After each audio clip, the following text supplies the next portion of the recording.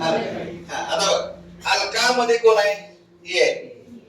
काय बोला बोलला पाहिजे. मी बोलला तर तुम्ही पुढे घेणार. हा परत कोण आहे? ई. पुढे कोण आहे? वाय. जमला? ए ई वाय. आणि जनरल फॉर्म्युला आहे, स्टँडर्ड फॉर्म लक्षात ठेवायचा. काय? नाजनी काय म्हणतेस?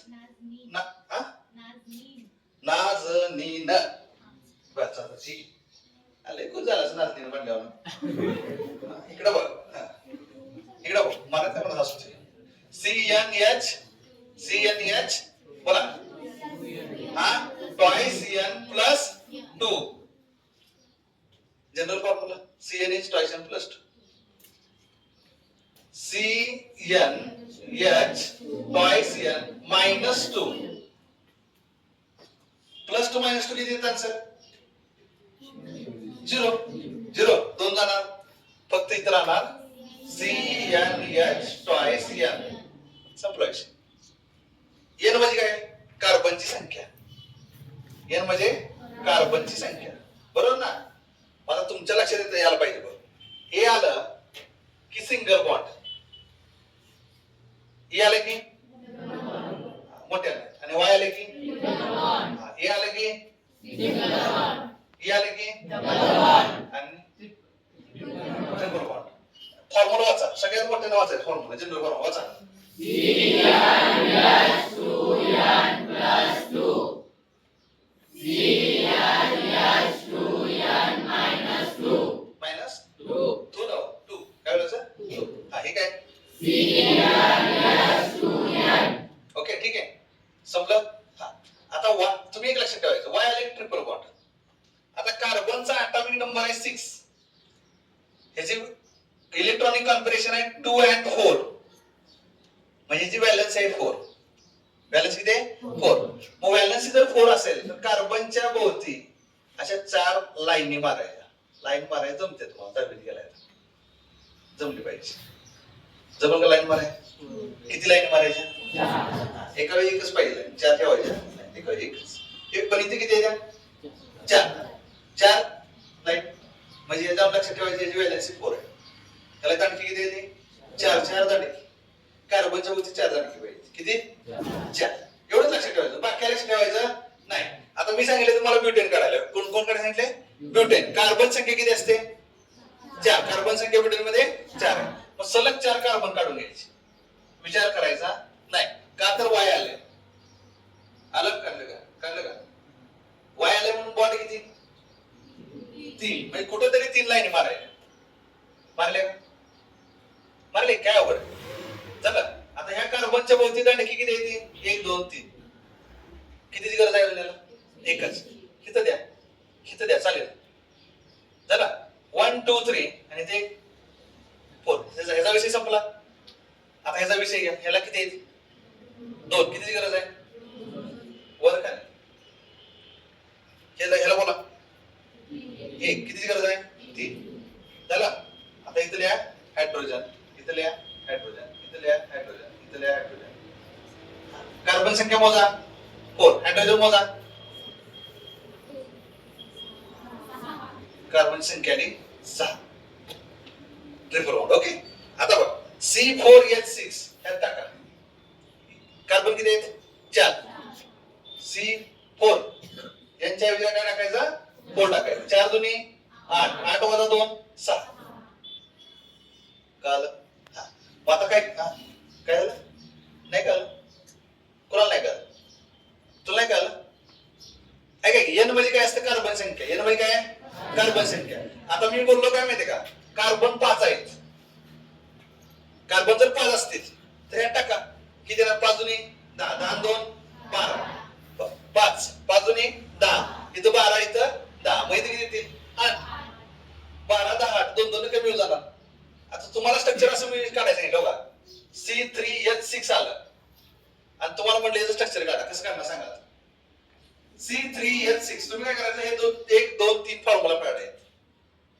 फॉर्म्युल्यात किमती भरायच्या. कारण ज्या कार्बनची संख्या किती आहे? C3 भरल्याच यात 3 2 6 7 2 8. पण इथे H किती आहे? 6 आहे. बसतंय का त्यात? नाही.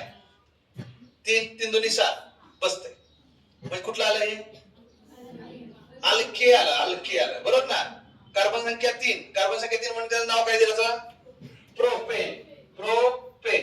फक्त इथं ह्यात आलंय म्हणून जोडायचं ई. संचिता सगळी जण कोण? सर कोण आहे? संचिता. सरांना सांगा. संचिता. जाऊ. आता बघ इथं काय आलंय? ई आलं. काय आलं? ई आलं. मग डबल बॉन्ड आहे. मग कसं काढायचं बघ आता. आता तुम्हाला सगळ्यांना जमलं. सांगा काय काय लक्षात ठेवा. जावा कार्बन संख्या किती? 3. सलग 3 कार्बन काढून घेणार. घेतला. मग ई आले म्हणून किती बॉन्ड? ई आले म्हणून किती? ई आले म्हणून डबल बॉन्ड. का आलं? ई आले म्हणून डबल बॉन्ड. आता कार्बन व्हॅलेन्सी 4. 1 2 3 4. 1 2 3 4. 1 हायड्रोजन काढून घ्या. मोजा हायड्रोजन. 6 आता जमले की. आता जमलं का? आता मी तुम्हाला विचारलं C6H10 कशात येईल? आता बघा C6H10 कुठला बॉन्ड येईल सांगा? ट्रिपल आहे. करेक्ट. चांगलं सांगितलं. तुझं नाव काय? नाव काय तुझं? आदित्यनं बरोबर दिलं उत्तर. ट्रिपल बॉन्ड आहे. कसा येणार सांगा? कसा येणार सांगा? 6 दुनी 12. 12 वजा 2 10. बस एवढं तुला काल दे बाजार मला. हा तू सांग आता. तू सांगायचा बाकी बोलायचं नाही. टाकायचं बोल नाही किंमत टाकायचं. 3 दुनी 7. 7 2 8. कुठला बॉन्ड येईल? कोण म्हणणार ट्रिपल बॉन्ड? दाखवा सांगा.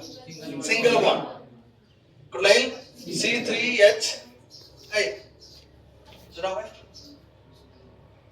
इकडे लक्ष दे. हुशार आहेस. फक्त सारखं वळा करून नाही दगड ठेवी तुझ्या अंगावर. 3 दुनी 7. 7 2 संपला विषय. IPS नेम चुकेल का आता चुकेल का? कुठलंही नाव येऊ द्या. परीक्षेला कसं येतं माहिती आहे का? हे सोडून कुठलंच येत नाही. काय येणार मग? असं येणार इथेन YN. हे कोण नाव? आदित्य. इथेन काढायचं. जमणार तुला लगेच काढतोस. पण तू सांग मी काढतो. हा सांग. कार्बन संख्या सांग. इथेन आले. कार्बन किती? इथेन नाही हे इथेन जर आला असं इथेनची कार्बन संख्या किती असते? 2. हा काय करणार मी सगळं 2 कार्बन करणार. वाय म्हटलं काय करणार? Triple bond. 1 2 3. किती गरज आहे? एकच. ह्याला एक कधी ह्याला एक. संपलं.